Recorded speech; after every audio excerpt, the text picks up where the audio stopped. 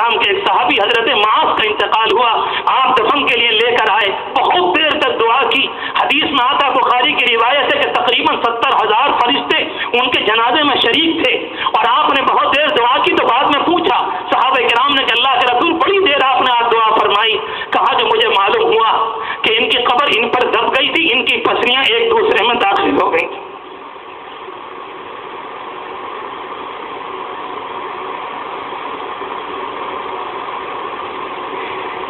ہم کیا اللہ کے رسول کو منہ دکھلائیں گے؟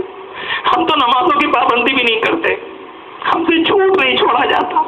کس نے شراب پر مجبور کیا، کس نے جھوٹ پر مجبور کیا، کس نے سود پر مجبور کیا، اور امید رکھتے ہیں کہ اللہ کے رسول کے ہاتھ سے جوم کوثر ملے گا۔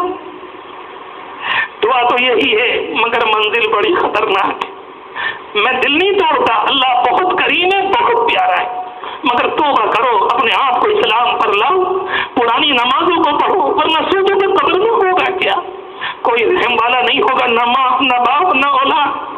کتنے جنازے ہاتھ سے اتار دیے، سلا کر آرام سے چلے آتے ہیں اور آ کر باتیں کرتے ہیں بڑے اچھے سے، لگتا ہے کہ ہماری زبان پر فیصلہ ہوگا۔ اللہ کرے کہ ایسے ہی ہو، مگر فیصلہ کرنے والا تو وہ ہے۔